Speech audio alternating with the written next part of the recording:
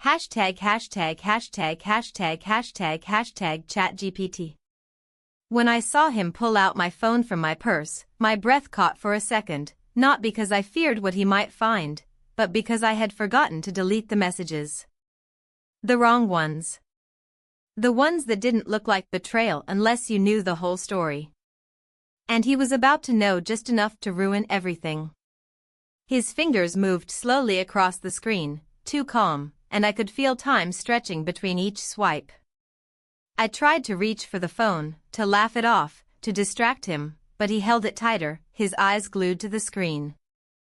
My heart pounded, not in fear of judgment, but because of the name that might flash up at any second. The one name that didn't belong. Then it happened. A new notification lit up the phone like a warning siren. He froze, staring at it. His expression shifted from confusion to disbelief. He blinked once, then twice, but the name didn't disappear. I bit the inside of my cheek, an old habit when nerves got the best of me. The silence between us felt like a scream. I could hear his breathing change, shorter, faster. My hands were cold. This wasn't just a moment of suspicion. This was the unraveling. Because 3 months ago, I made a mistake. One I never thought would see the light of day. One that began by a fireplace on a night too quiet for my own good. And now I need to tell you everything. Not because I want to, but because I need to. Before the story twists into something it was never meant to be, let me show you how it really happened. But first, leave a comment below and tell me where you're watching from. And tell me, have you ever kept a secret so deeply buried, only to watch it surface when you least expected? The cold came in fast that evening. We were just a few hours into our stay at the mountain house when I realized I'd forgotten to pack a second pair of gloves. Not that it mattered, I wasn't planning on going far. Jack, my husband, was already setting up his laptop at the dining table, surrounded by notebooks and papers he never left behind, even on family trips. He didn't even notice when I asked him if he wanted tea. Just nodded. That kind of nod that says I heard you, not I'm listening. It was supposed to be a short winter getaway. Just the two of us and our son-in-law, who arrived earlier and stayed in the smaller guest house down the hill. The plan had been to reconnect. That was the word Jack used when he convinced me to agree. But reconnecting, to him, meant a change of scenery, not behavior. He brought his meetings, his schedule, his endless emails, and left the effort back home. I tried to be patient. I unpacked. I lit candles. I turned on soft music in the background, something classical, just enough to distract from the silence. The wind outside picked up, brushing snow against the windows like tiny fingers. It reminded me how isolated we were up here. Later that afternoon, I walked down to the guest house to bring extra towels. I told myself it was a kind gesture, and it was, but maybe I also wanted to see how he was doing. I hadn't seen him in months. Losing her, our daughter, had changed him. It changed all of us. He answered the door with a quiet smile. Not the kind that tries to pretend. The kind that understands what it means to live with a hole inside. Thank you, he said as he took the towels. I forgot to ask earlier, do you know if there's firewood? I think there's some behind the shed, I answered, then hesitated. I'll help you look. He nodded. We put on coats and stepped outside into the sharp air. It was a strange moment, two people moving silently through snow, not saying what was really on their minds. And maybe that silence was its own form of understanding. We didn't talk about her. We just worked. Gathered logs. Loaded our arms. When we reached the guest house again, he held the door open for me. That small gesture warmed more than the firewood ever could. Inside, the fireplace was empty but clean. I watched him crouch down, stack the logs carefully. He lit a match. The spark turned to flame, slow at first, then crackling with hunger. The warmth moved through the room gradually. He sat back on the carpet, cross-legged, staring into it. I stayed standing. "Would you like to sit for a minute?" he asked without looking at me. I shouldn't have. But I did. We sat in silence, fire casting shadows across the walls, flickering like breath. I realized I'd been holding mine. "I come here sometimes," he said quietly. "Even when no one's around. Helps me remember her, or maybe just to feel something." I nodded, unsure what to say. His voice was heavy but not broken. Still functioning, like someone who hadn't yet decided whether to collapse. "My daughter loved this house," I finally said. "She did," he agreed.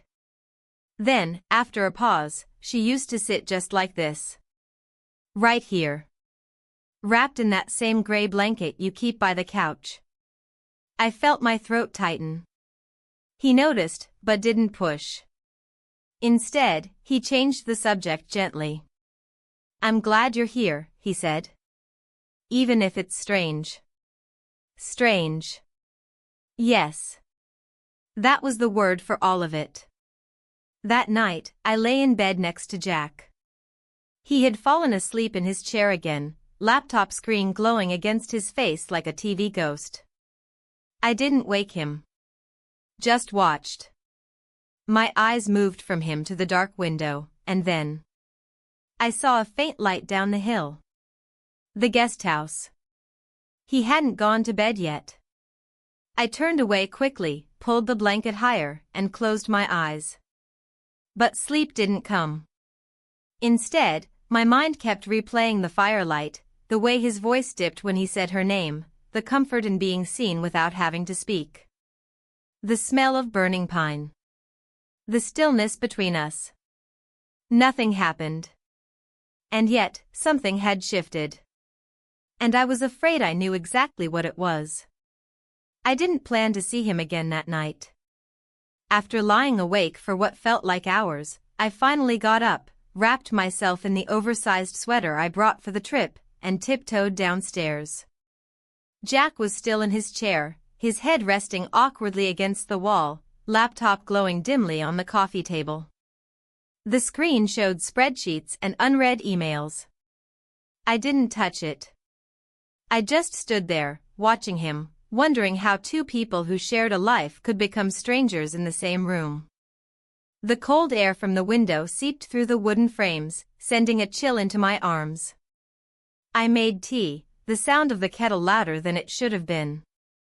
Every movement felt amplified in the quiet. I didn't know why I couldn't sleep. Or maybe I did, and just didn't want to admit it. I looked out the window again. The guest house was dark now, no more light flickering behind the curtains. Still, something in me itched to move. I didn't fight it. I slipped on my boots, pulled the sweater tighter, and opened the door as quietly as I could. The path was icy. My steps were slow and careful, not from fear, but from the heaviness in my chest. It was the kind of heaviness that comes when your body moves forward but your mind stays behind, unsure of what it wants. When I reached the guest house, I didn't knock. I almost turned back. But then the door creaked slightly open. He must have forgotten to lock it. I hesitated. Then pushed it gently. Inside was dim, lit only by the remaining glow of embers in the fireplace. He was sitting on the floor again, in the same spot as before, arms around his knees, staring into the fire like it still held answers. I should have said something, but I didn't. Instead, I stood there, the door closing behind me with a soft thud that made him turn his head. Neither of us spoke for a moment. The air between us was thick, not awkward, but loaded. He looked at me, eyes tired but calm. "Couldn't sleep?" he asked. I shook my head. He nodded once, then turned back to the fire. I stepped closer, the wooden floor cold beneath my socks. I didn't sit immediately. I just watched the fire, remembering how the night before felt warmer, safer, somehow. This time, everything felt more exposed. Eventually, I sat down beside him, not too close, but not distant either. The silence stretched. The fire crackled softly, a sound that filled the space between us better than any words could. "I've been thinking about her a lot," he said, his voice barely louder than the fire. "About how she used to fall asleep during movies and pretend she wasn't tired." I smiled faintly. "She hated admitting weakness." "She got that from you," he added without looking at me. I didn't respond. Not to that. Instead, I picked at the thread of my sweater, twisting it around my finger until it almost cut the circulation. He finally turned toward me. His eyes didn't flinch. "I know this probably seems strange." "It is strange," I said softly. "But not wrong. Not yet." That last part escaped before I could stop it. He heard it. I saw the change in his expression, a flicker of something unreadable. Maybe confusion. Maybe hope. I looked away. "You're the only one who talks to me like I'm still real," he said after a pause. "Everyone else treats me like I'm broken glass." "I know the feeling," I replied. The words weren't meant to come out that way, but they were true. It had been years since Jack really looked at me. Really saw me. I was a fixture in the house, in his calendar, in the photos he used for birthday cards. But not in his eyes. Not anymore. We sat like that for what felt like a lifetime. Then, almost imperceptibly, he reached out and touched my hand. I didn't pull away. My fingers tensed, then relaxed. His thumb brushed lightly over my skin. And then, without warning, without plan, we kissed. The moment was brief. Fragile. The kind of moment that could shatter if held too tightly. I pulled back almost instantly, my breath caught in my throat. I stood up, hands trembling, and moved toward the door. He didn't follow. He didn't speak. He just watched me go. Outside, the cold bit through my sweater. I walked faster than I should have on the icy path, but I didn't fall. My legs felt hollow, like they weren't part of me. Back at the main house, Jack hadn't moved. Still asleep in his chair, oblivious to the storm rising just outside his own home. I went upstairs, shut the door quietly, and stood in front of the mirror. My reflection didn't look different. But something was. Something had tilted. Shifted. As if the ground beneath me was no longer steady. I didn't sleep the rest of the night. I lay in bed, eyes open, listening to Jack's occasional snores, the creak of the house in the wind, and the echoes of something I hadn't planned, hadn't wanted, but hadn't stopped. The next morning, I moved through the kitchen mechanically, making breakfast, pouring coffee, pretending.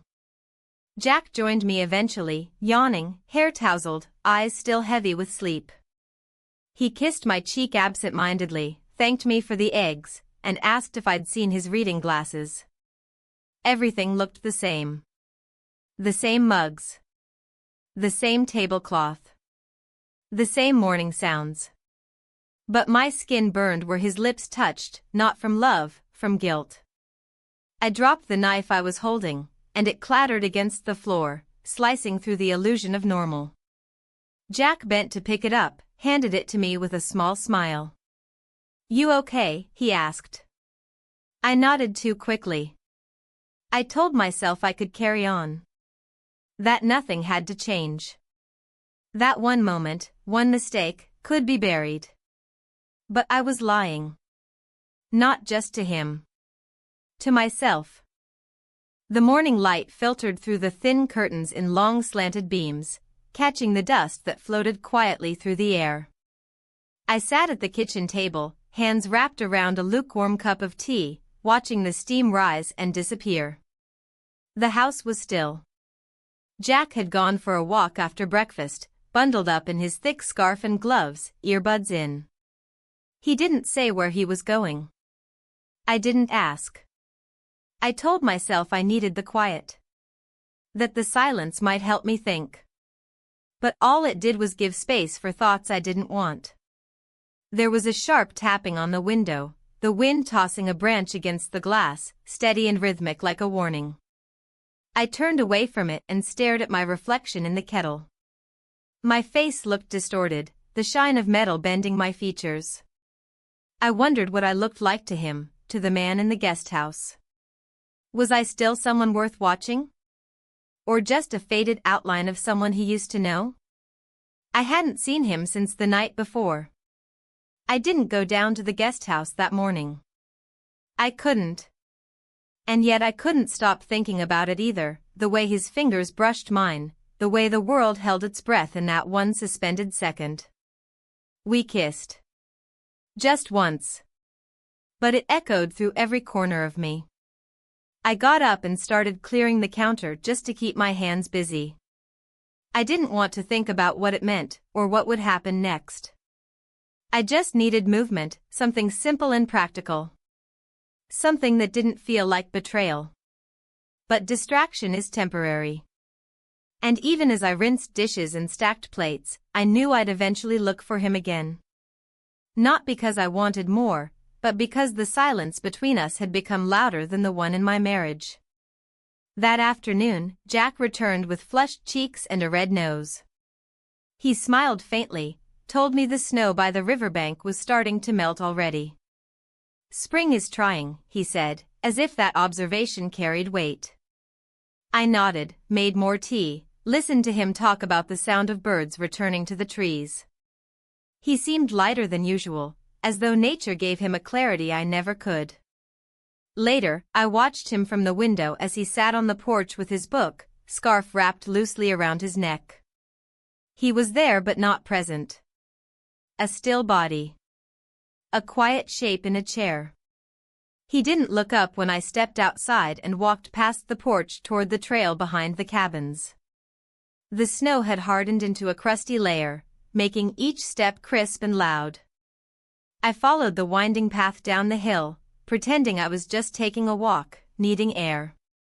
But my feet moved with purpose. My breath quickened as the guest house came into view. When I arrived, I stopped at the edge of the steps. I didn't knock. I didn't even move closer. I just stood there. Maybe I hoped he would sense me, open the door, erase the need for decision. But the door stayed shut. I turned around and headed toward the woods instead. The trail curved behind the cabins into a quiet clearing with a bench that overlooked a narrow stream. It was the kind of spot she used to love. My daughter. His wife. She'd bring a book and sit here for hours, even when it was too cold to be comfortable. She said the water made her feel grounded. Alive. I sat down slowly, letting the cold seep through my coat. The bench creaked under my weight, as though protesting my presence. I didn't know why I came here. Maybe to feel closer to her. Maybe to punish myself. Maybe both. The wind picked up, rattling the bare branches above. I leaned forward, elbows on my knees, trying to steady my breathing. The weight inside me felt impossible to name. Guilt? Longing? Shame? It didn't matter what label I gave it, it was mine, and it wasn't going anywhere.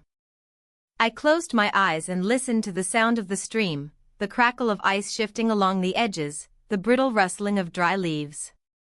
And then, footsteps. I didn't look up right away. I knew it was him. The way the steps slowed, then stopped a few feet away. The way the silence changed. I felt it. Didn't expect to see you here, he said, his voice cautious. I didn't expect to come, I replied, still staring ahead. He didn't sit. Just stood there, waiting. The silence stretched. I thought maybe I crossed a line, he said. I shook my head. We both did. The words felt heavier than I intended. He shifted his weight, then finally sat beside me. Not too close. Just enough. I keep trying to remember if I meant to, he said quietly. Or if it just happened. It doesn't matter, I said. It did. We sat in silence. No apologies. No explanations. Just the heavy understanding of two people caught between what they lost and what they weren't ready to admit they found. After a while, he spoke again. Do you regret it? I wanted to say yes. I wanted to wrap myself in certainty and morality and all the right things. But I didn't lie. Not this time. I don't know, I said. I regret needing it. He looked at me then, but I kept my eyes on the stream. You didn't do anything wrong, he said. I laughed softly, bitter and small. Didn't I? You're human. That doesn't make it right. No, he agreed. But it makes it real. We sat there until the cold became too sharp to ignore. When I stood to leave, he didn't follow. I walked back up the hill slowly, letting the ache in my legs match the ache in my chest. Back at the house, Jack was still on the porch, his book now closed in his lap. He looked up when he saw me, smiled gently. Long walk, he asked. Yeah, I replied. Cleared my head a bit. He nodded, stood up, and held the door open for me. As I passed by, I noticed a smear of ash on his sleeve, probably from the fireplace. But it felt symbolic, like he'd been brushing against something burnt. That night, I lay in bed beside him, listening to the wind whistle outside the window. His breathing was slow and steady. Mine wasn't. I stared at the ceiling and counted the spaces between my thoughts. I told myself it was just a moment. That moment's pass. But I didn't believe it. Not really. The following days passed in strange stillness. The kind that doesn't announce itself, but settles into the air like fog, subtle, damp, and inescapable. Jack remained as consistent as ever, moving through the routines of our trip with familiar patterns. He made breakfast. He checked the weather. He offered to drive into town for groceries. He didn't ask questions. And I didn't offer answers. I was hyper-aware of every detail. The clink of his spoon against his coffee mug. The way he folded the newspaper even though he never read it. The slight narrowing of his eyes when he looked at me for a second too long. I kept waiting for the question to come. For him to ask something, anything. But it never did. That silence gave me too much room to think. I spent long stretches staring out the window, watching the wind ripple across the frozen trees. The landscape was still beautiful, in a harsh and indifferent way. It didn't care about what I'd done. Or what I was feeling. It just was. By the fourth morning, I knew I had to leave the house. The walls were too close. The air too thin. Jack suggested we all go for a hike together, said the trail behind the lake had a great view if the weather held. I agreed. Not because I wanted to, but because the alternative was staying home alone with my thoughts. He packed thermoses and snacks. I watched him move around the kitchen with calm efficiency. It almost hurt, the way he didn't see me unraveling. We met outside the house, all three of us, standing in the snow-dusted gravel like an awkward triangle. The tension between me and the man from the guest house was unspoken but alive. Our eyes met once, briefly, then didn't again for the rest of the walk. The trail was quiet, muffled by the snow and our layered footsteps. Jack led the way, talking about trees, rocks, places we'd been years ago. I nodded, gave the occasional hum of agreement. He seemed happy. Content, maybe. Or pretending well. Eventually, we reached a lookout point, a wooden platform built to give a clear view over the lake and the line of hills beyond. Jack pulled out his camera. He'd always loved trying to capture what couldn't be held: light, mist, distance. I stepped back, letting him frame his shots, and moved toward the edge of the platform. The cold stung my cheeks, but it felt earned, like a price I had to pay to feel awake. Then I felt someone behind me. Not close. Just near enough that the air changed.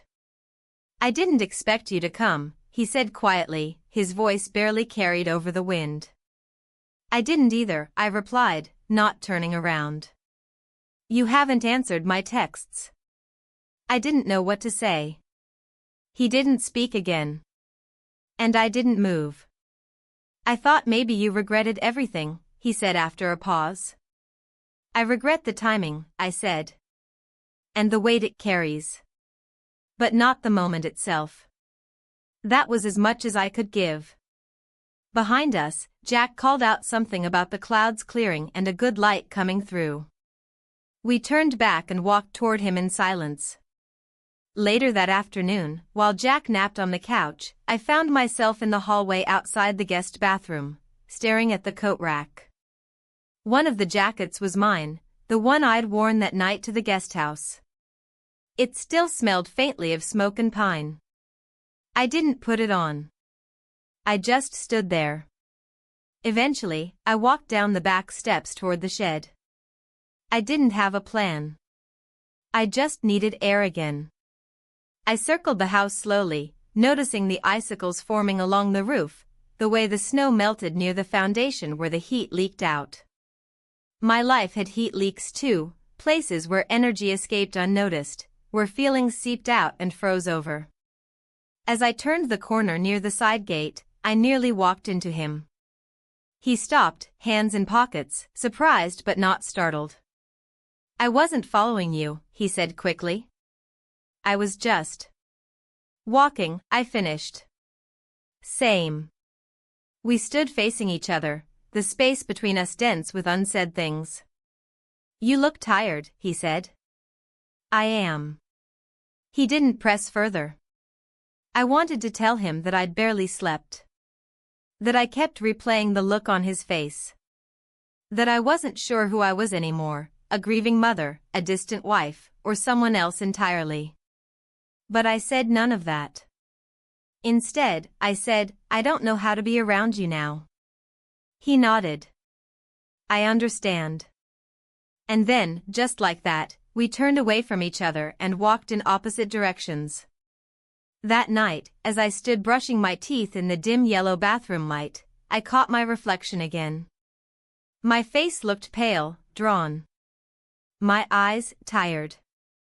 I touched the corner of my mouth, remembering how it had felt days ago. The warmth. The confusion. The quiet aftermath.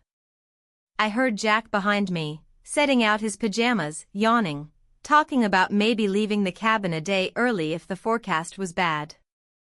I responded with a murmur, not really listening. Not because I didn't care, but because I didn't have the energy to pretend to. When I turned off the lights and got into bed, he reached for my hand. It was such a simple gesture.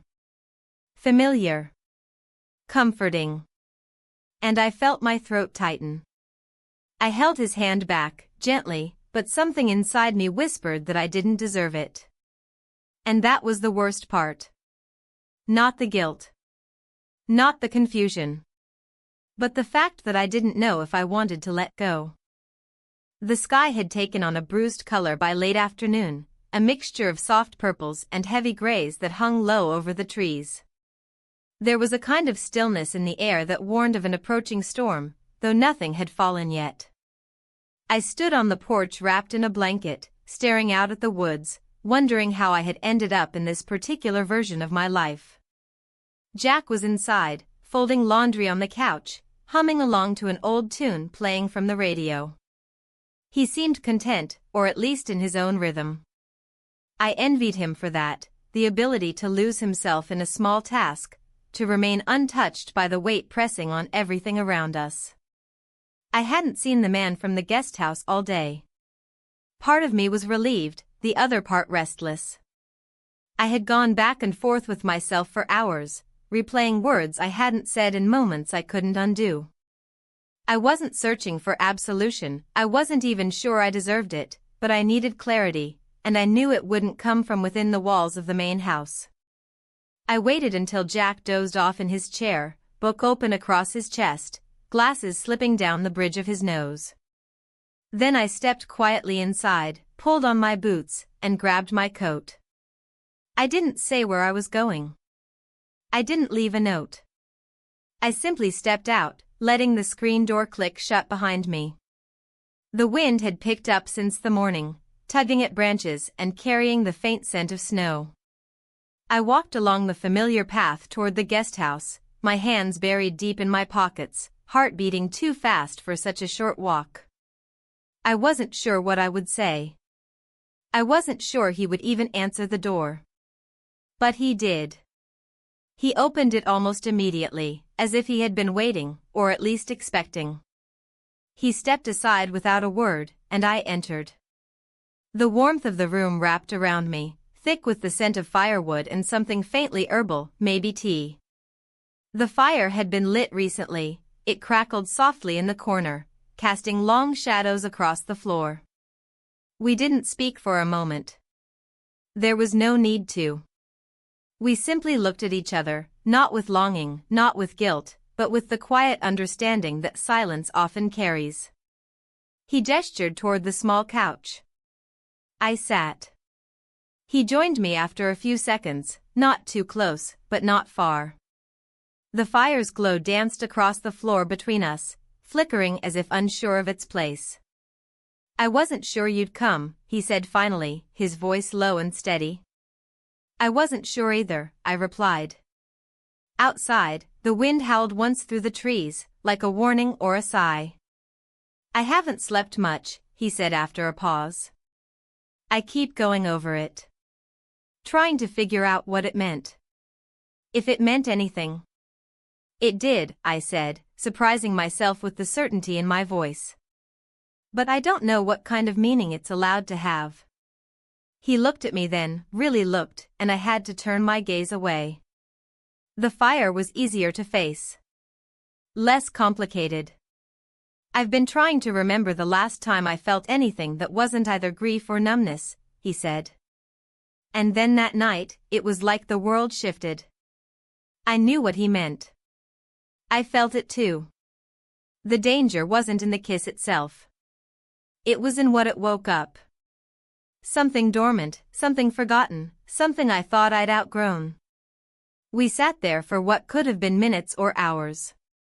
The weight of everything hovered between us, our shared loss, our mutual loneliness, our mutual mistake. He broke the silence first. You said the timing was wrong. That you regretted the wait. But not the moment. I nodded slowly. I still don't. He reached for something on the coffee table, a folded piece of paper, worn at the edges. He handed it to me. It was a note. A letter, maybe. I recognized my daughter's handwriting immediately. My throat tightened. She wrote it a week before, he began, then stopped. He didn't need to finish. I unfolded it carefully. Her words were simple, tender. A thank you for loving her, for being patient. A wish that they could grow old without losing themselves. And one line that cut deepest, take care of my mother. She's stronger than she seems, but sometimes she forgets. I blinked hard, pressing my lips together to hold back the wave. I folded the note back, more delicately than before, and handed it to him. She knew me, I whispered. She knew both of us, he replied. The room felt smaller after that. Not suffocating, just more intimate. Like everything had narrowed to this one point, this one fire, this one moment. He shifted slightly on the couch. I didn't move away. I didn't move at all. And then, we kissed. It wasn't planned. It wasn't explosive. It was slow, quiet, filled with hesitation and knowing and apology. It lasted seconds, but something deeper stretched far longer inside me. When it ended, neither of us spoke. He looked away. I stood. I should go, I said. He nodded, not stopping me. I walked back to the main house with my coat zipped up to my chin, the wind now colder, the path now darker. My legs moved on their own. My mind stayed behind. Inside, Jack was still in his chair, now with the book closed beside him, eyes half open. He looked up at me as I stepped inside. "You went for a walk?" he asked. "Just needed air," I replied. He didn't question it. He stretched, stood, and walked to the kitchen to put on the kettle. I watched him from the hallway. The shape of his back, the familiar slope of his shoulders, the way he scratched behind his ear absent-mindedly, all things I had seen for decades. But tonight they felt distant. As though I was looking at a photograph of him, not the man himself. I stood there, frozen in place, and wondered how many more steps I could take while pretending I hadn't already crossed a line I couldn't uncross. The morning after felt different.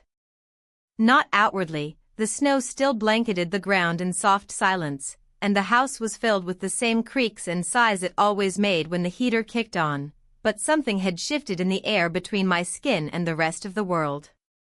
I moved slower, more deliberately.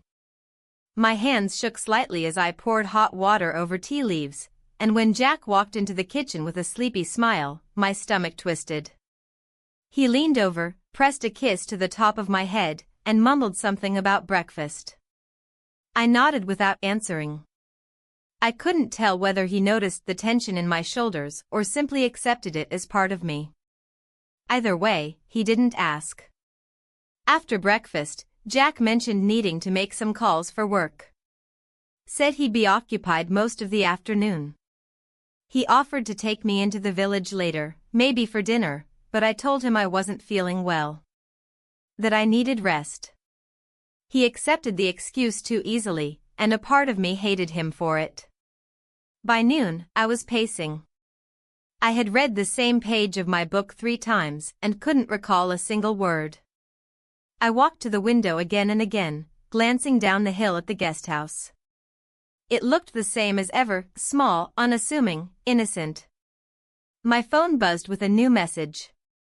I didn't need to look at it to know who it was from. But I did. Just one sentence, "We need to talk." I didn't answer. I stared at the message, then placed the phone face down on the table and walked away. But walking away didn't stop the noise in my head. By late afternoon, I gave in. I told Jack I needed some air, maybe a walk through the woods. He didn't object. He barely looked up from his screen. I layered up, laced my boots with stiff fingers, and slipped out the door without another word. The snow had started to melt slightly in the midday sun, leaving wet patches along the trail. My footsteps left a messy trail, and the cold wind stung my face. But I kept walking. At the guest house, I didn't knock this time. I opened the door and stepped inside. He was sitting at the table, hands folded, waiting. He looked tired. Not from lack of sleep, from waiting for something that might not come. "I wasn't sure you'd show," he said. I almost didn't. He stood but didn't approach. The space between us felt charged, like stepping too close would trigger something we couldn't control. "I just needed to see you," he said. Not for anything. Just to know this wasn't all in my head.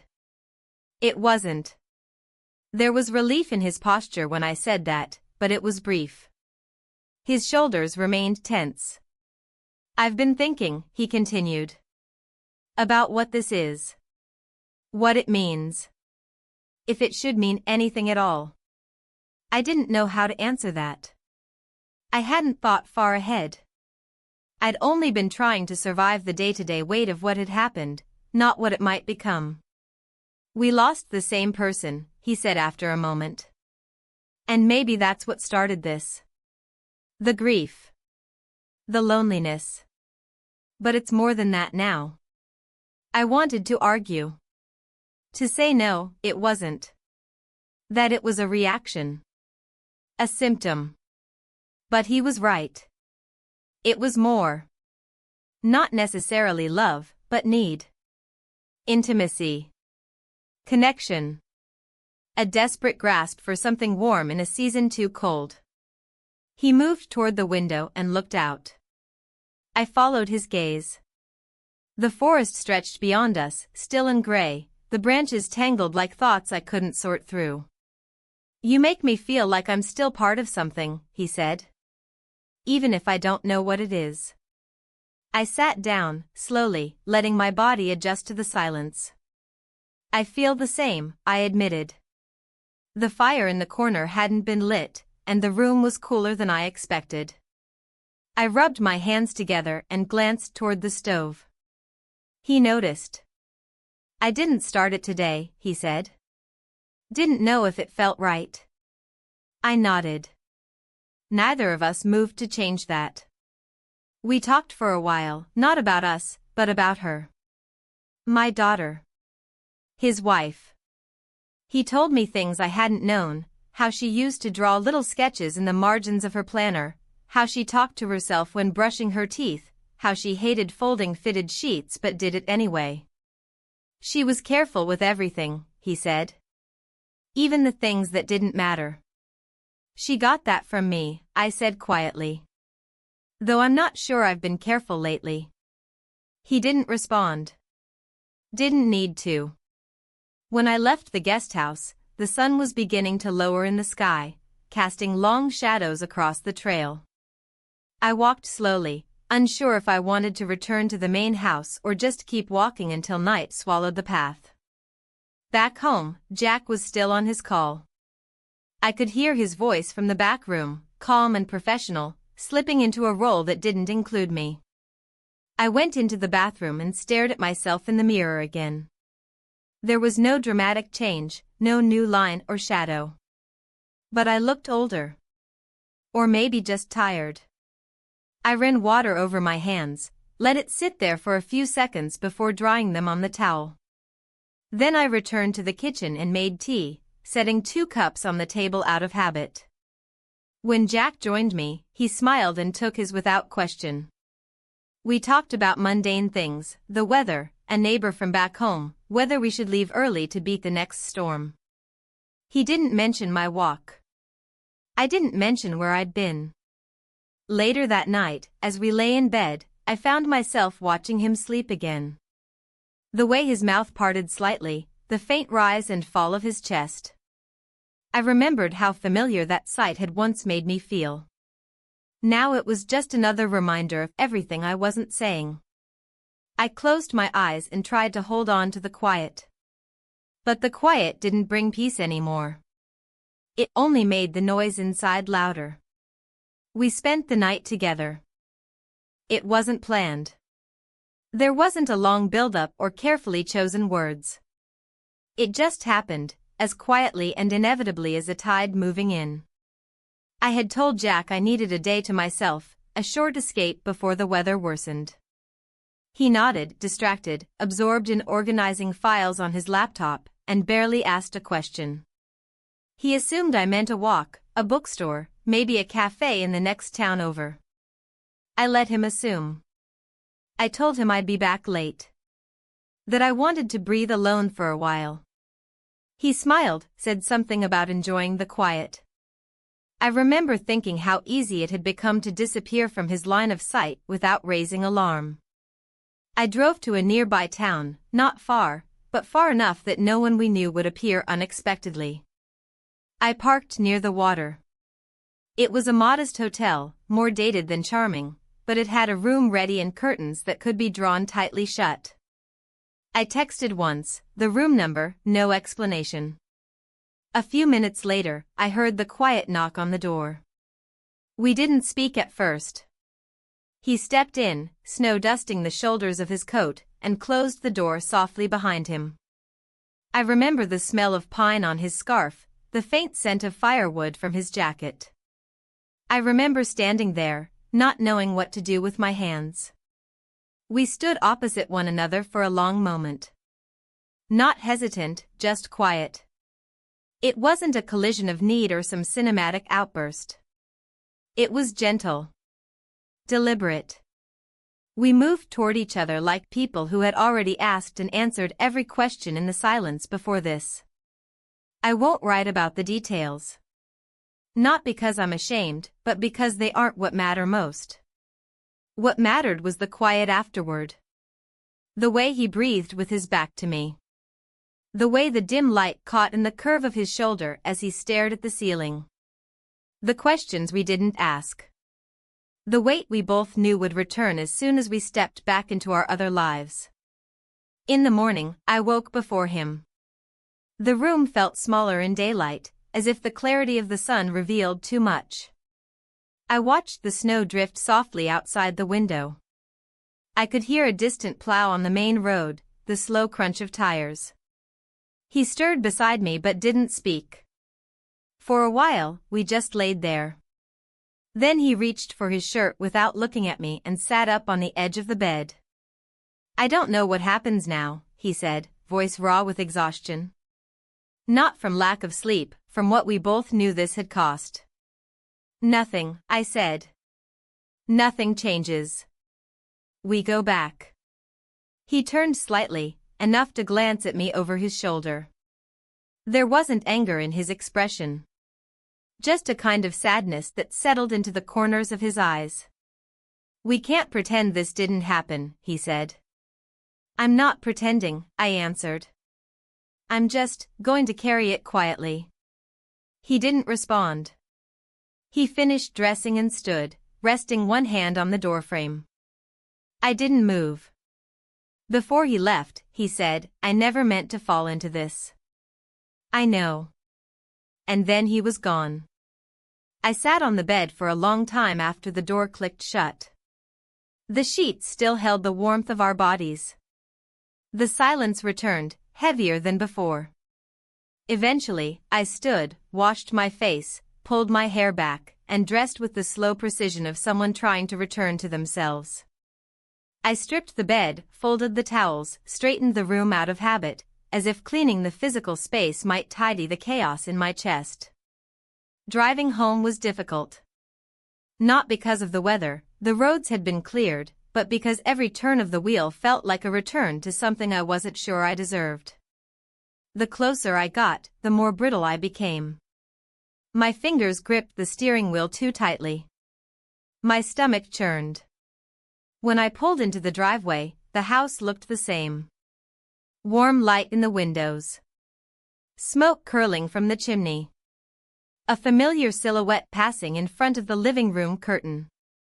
Everything in its place. Inside, Jack greeted me at the door. He took my coat, kissed my cheek, and asked if I'd eaten. I lied and said yes. He offered me tea anyway. I accepted, because I couldn't find the strength to say no. He moved around the kitchen with ease, humming under his breath.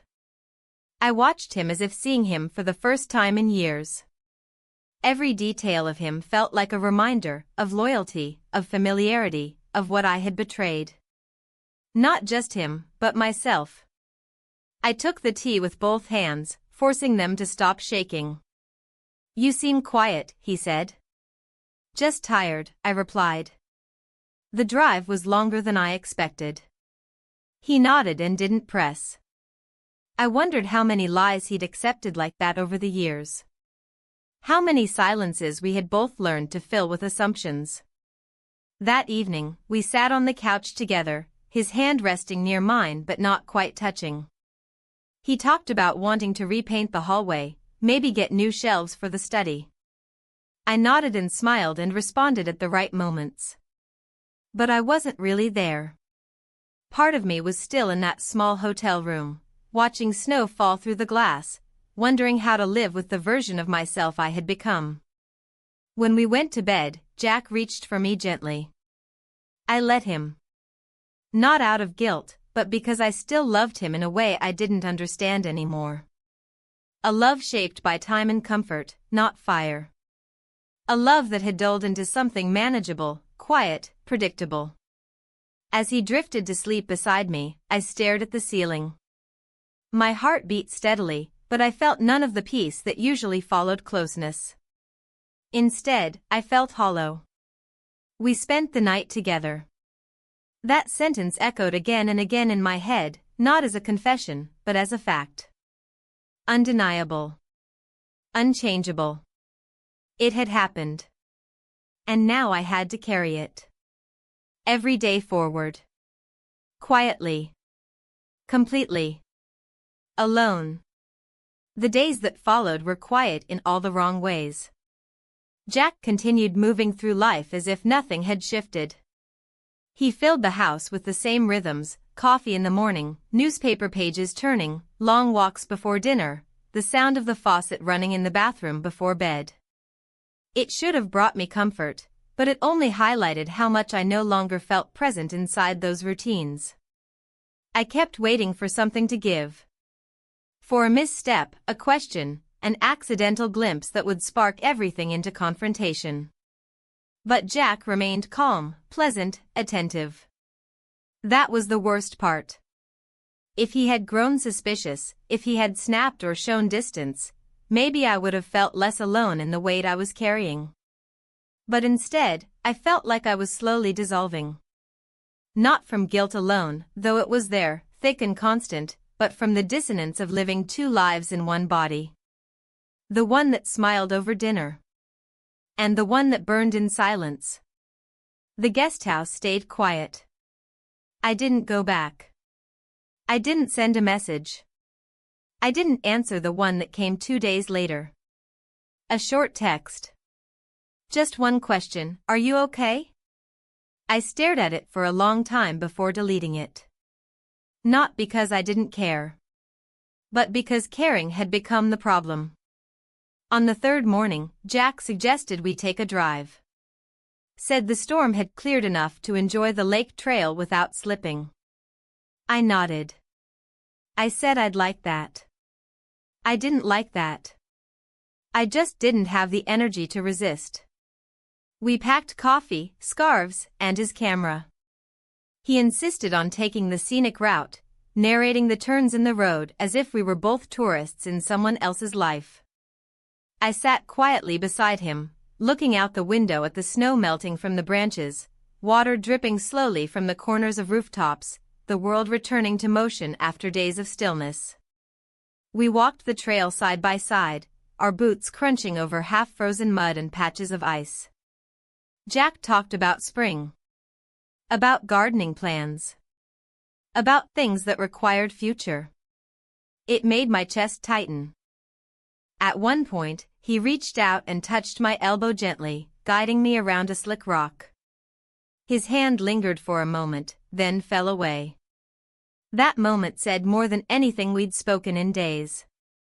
It reminded me that we were once tender. Once close. Once tethered. We returned to the cabin in late afternoon, cheeks flushed, hands cold, but conversation between us easy enough to feel familiar. If someone had seen us, they would have assumed we were happy. A couple simply enjoying winter and each other. They wouldn't have noticed the subtle hesitations, the looks I refused to meet, the pauses that held too much meaning. Later, as I was folding the blanket from the couch, I heard Jack's phone vibrate on the kitchen counter. It lit up once, then again. I glanced at it without meaning to. A name I didn't recognize. 2 new messages. Then silence. I turned away quickly, ashamed at how easily my mind had filled with suspicion. It had nothing to do with what I saw. It was about what I was projecting. About how quickly guilt can bend trust into paranoia. Jack came into the kitchen soon after, picked up his phone without comment, and scrolled briefly.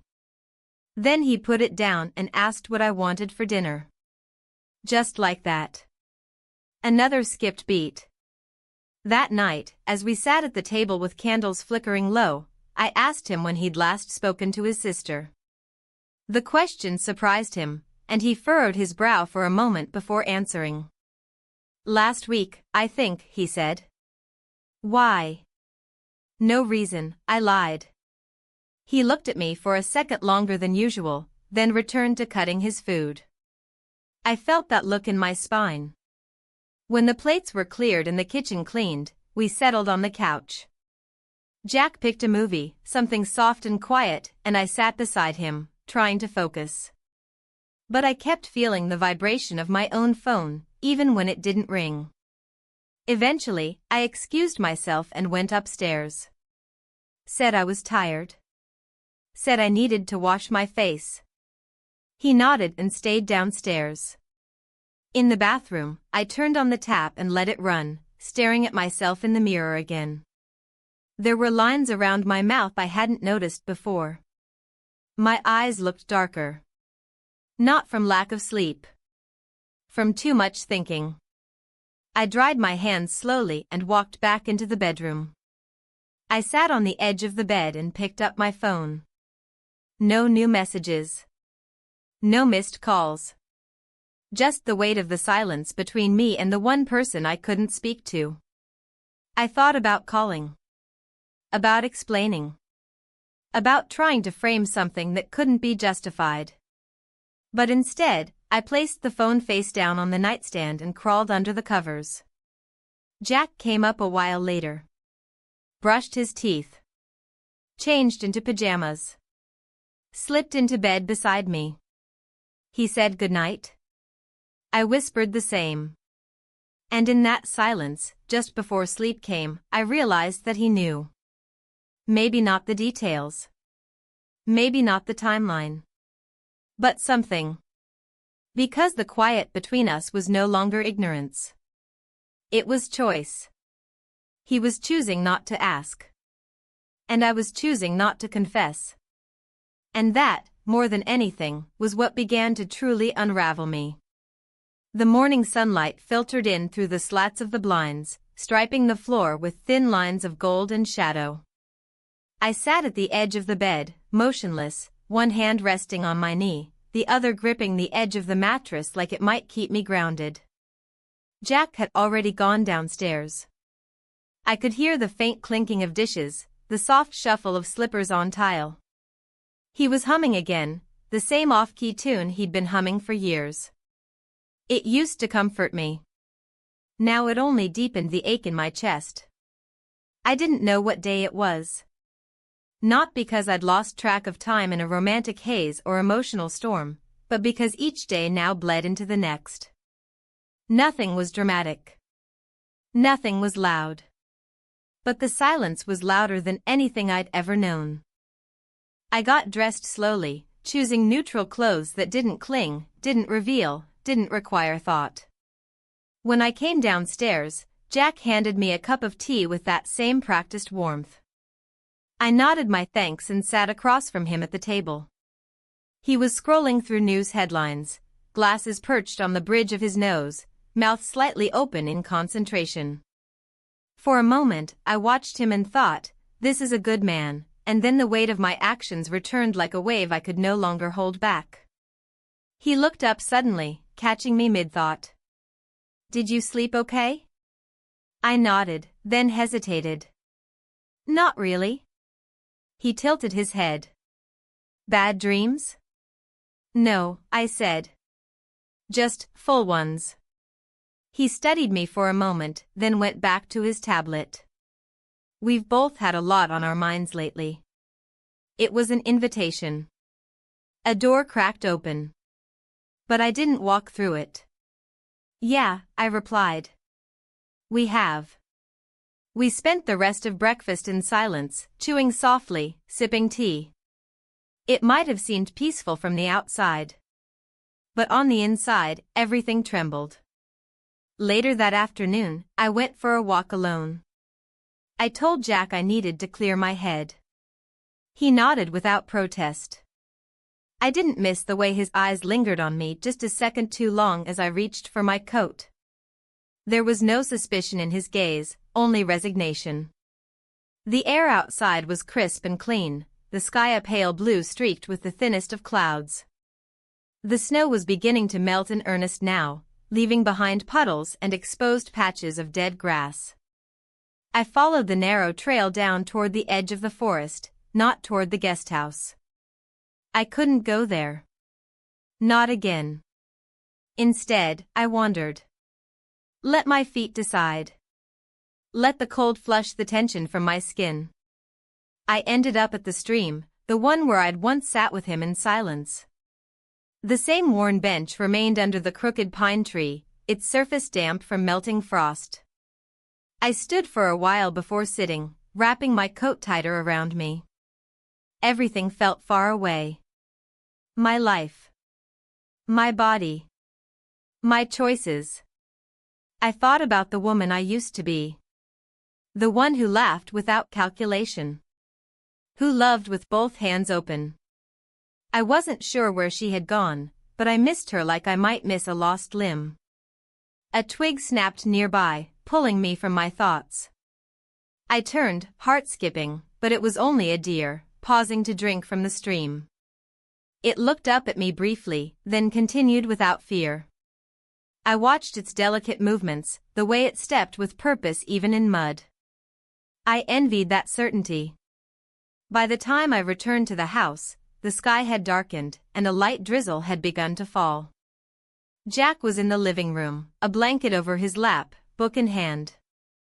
He looked up as I entered. "Everything okay?" I nodded. "Just needed to move." "Did it help?" "Some." He closed the book and set it aside. For a moment, neither of us moved. Then he spoke again. "I've been thinking we should head home early. Before the weather gets worse again." "All right," I said. "Whatever you think." He leaned forward, elbows on his knees. "I know something's been off." My stomach turned. "I haven't pushed," he continued, "because I thought maybe you just needed space. Or time. But it's been more than that, hasn't it?" I didn't answer. He sighed, sat back, rubbed a hand over his face. "I don't need to know everything," he said finally. "But I think I need to know something." I looked at him, really looked.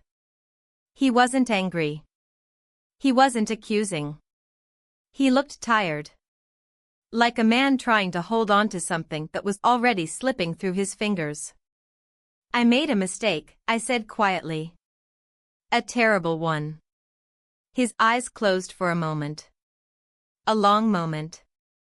"With him?" he asked, voice barely above a whisper. I didn't respond. I didn't have to. Jack didn't move. Didn't speak. The silence between us grew thick, pressing against my chest like water. Finally, he stood, walked to the kitchen, and poured himself a glass of water. He drank slowly, deliberately, then set the glass down and returned. "I think I've known," he said. "Maybe not the details. But something." My throat was dry. "Why didn't you say anything?" "Because I was afraid," he replied.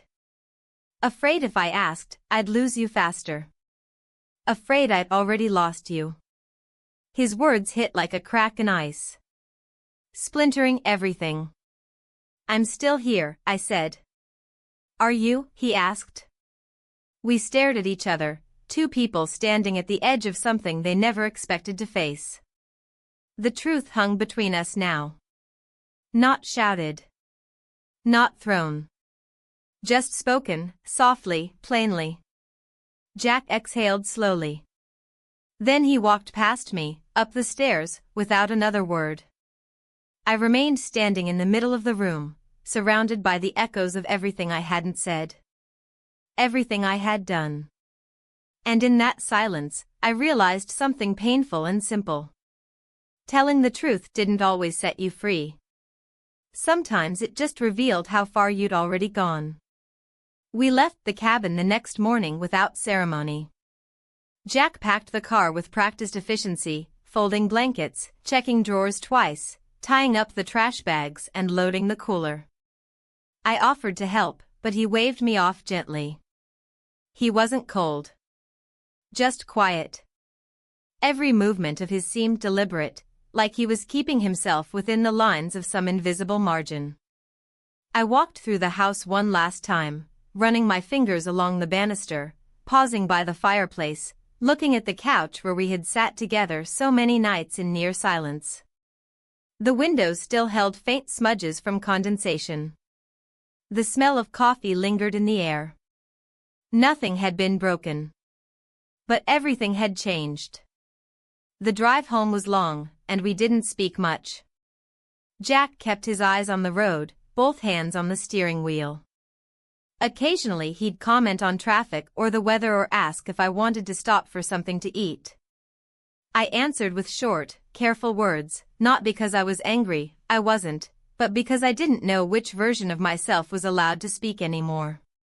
Somewhere along the highway, I glanced at him and tried to read his face. Not just his expression, but the lines around his eyes, the way his mouth tightened when he thought I wasn't looking. He hadn't yelled. Hadn't accused. Hadn't withdrawn. But something in him had closed.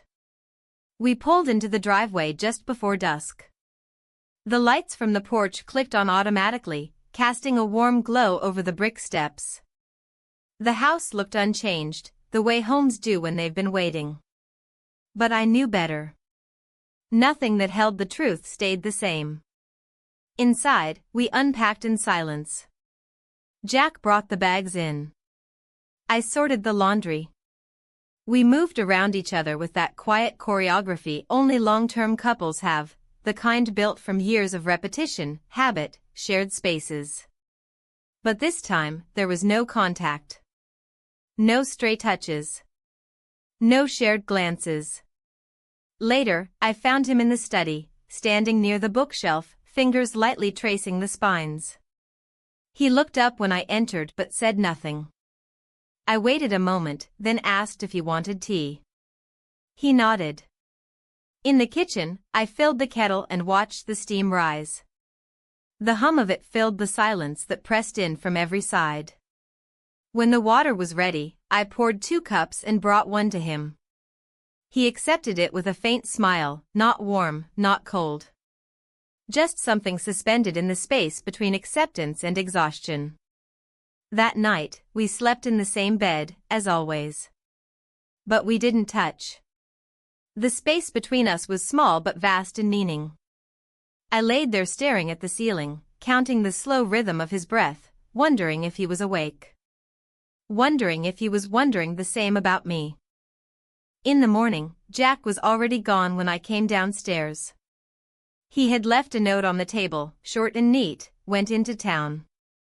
Should be back before lunch. I stared at the paper longer than necessary, then folded it and placed it in the drawer by the sink. The day passed slowly. I cleaned more than necessary, reorganized a cupboard, watered the plants. I caught myself staring out the window at nothing, the silence of the house echoing through every wall. By early afternoon, he still hadn't returned. I wandered upstairs and stood in the doorway of our bedroom. I looked at the bed. At the closet. At the framed photo of our daughter on the nightstand. Her smile seemed to follow me, not accusing, just observing. The woman in the photo was laughing. Alive. Trusting. I sat on the edge of the bed and felt the weight of everything settle into my bones. The decisions I made. The things I didn't say. The moments I let pass because they were easier than the truth. Eventually, I moved to the mirror. I studied myself the way someone studies a painting they can't quite understand. My hair was pulled back. My eyes looked tired. My shoulders were slightly hunched forward, like I was bracing for something. And then I opened the drawer. I wasn't looking for anything in particular. Just movement. Just something to do with my hands. But what I found stopped me. An envelope. Unmarked. I stared at it for a long time before pulling it out. Inside were printed photos. Not many. Just 3. The first was blurry, taken from a distance, but unmistakable. Me, walking into the hotel. Alone. The second, clearer. A side angle through the lobby window. Him following me in. The third, the one that turned my blood cold, showed us leaving the next morning. A moment I thought had passed unseen. There was no note. No accusation. Just the photos. I sat there frozen, the images in my hands like stones. I couldn't breathe. Couldn't think. The silence around me buzzed. I didn't hear the door open downstairs. Didn't register Jack's footsteps until they reached the stairs. My fingers gripped the photos tighter. When he appeared in the doorway, he didn't look surprised. He didn't look angry. He looked tired. So tired. I found them in the cloud backup, he said, his voice even. I wasn't looking. They just showed up.